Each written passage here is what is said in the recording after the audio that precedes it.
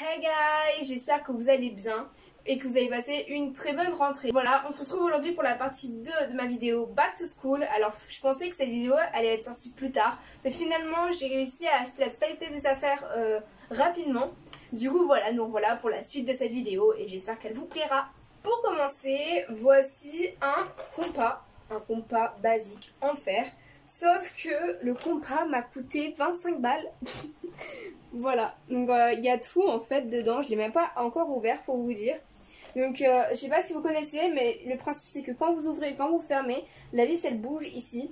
Et après nous avons le timing pour les mines qui sont ici. D'ailleurs nous avons les mines ici. Nous avons les barres de rechange.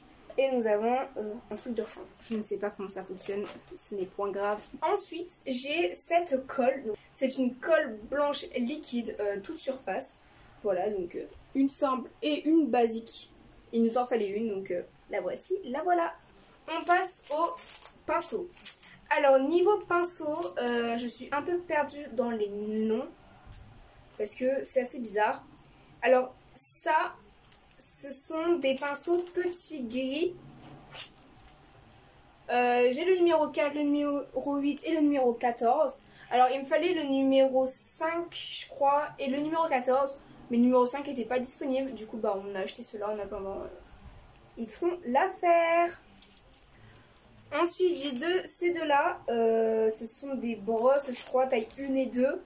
Voilà donc c'est des spalters synthétiques.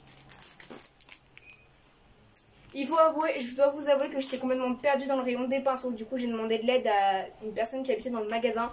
Donc, c'est elle qui nous a trouvé les pinceaux.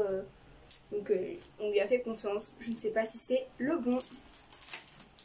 Et le dernier, donc c'est celui-ci. Je ne sais plus quel est le pinceau exact. Là, je sais juste que c'est une taille 16. Donc, voilà. Et je sais plus. En tout cas, il est très beau. Et très grand aussi. Ensuite, j'ai ceci.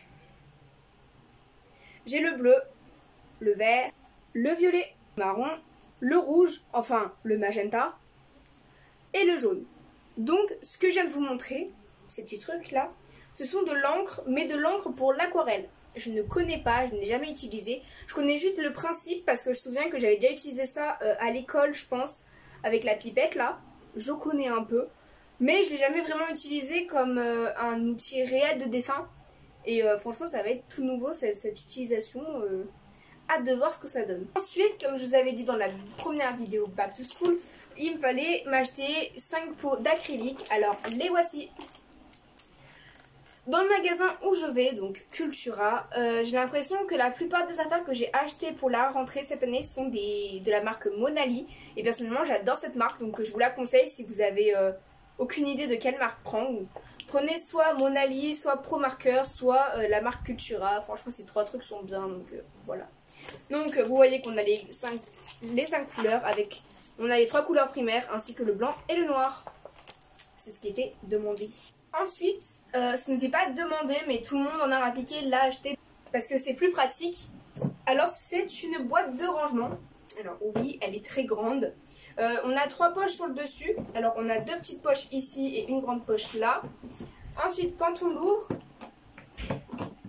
tac, on a un plancher ici. Donc souvent pour mettre les pinceaux, les trucs qu'on veut.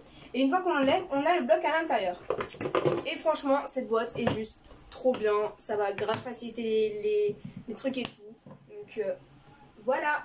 Avant de passer aux 2 plus gros trucs, j'avais oublié de vous montrer, mais je me suis également acheté une trousse pour mes affaires.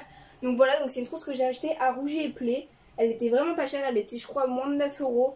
Donc la voici, la voilà. J'avais également acheté ce jour-là un Pigma Micron de taille 0,8. Donc comme je vous l'avais dit dans la première vidéo, il me manquait le liner de 0,8. Du coup bah, je l'ai acheté en individuel. Donc voilà, ensuite je pense que vous connaissez tous ce que je vais vous montrer maintenant. Simplement une pochette de dessin. Alors elle est très grande, hein, regardez, je disparais derrière la pochette carrément.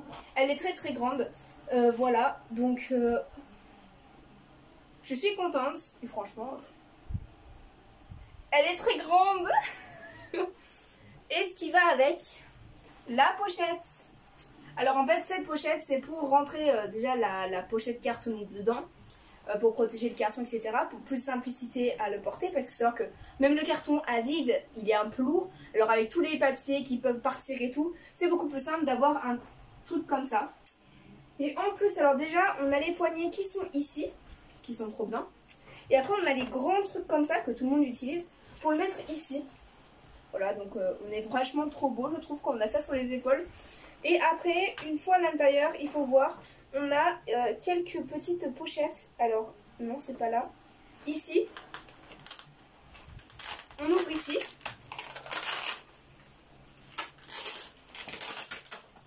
Et à l'intérieur, en fait, on peut voir qu'il y a 2 places de rangement encore. Donc ça, ce sera pour les autres dessins. Et sur le côté, donc je sais pas si vous allez voir. Sur le côté ici, là, il y a des pochettes pour ranger des feuilles, les pinceaux, etc. Du coup, voilà.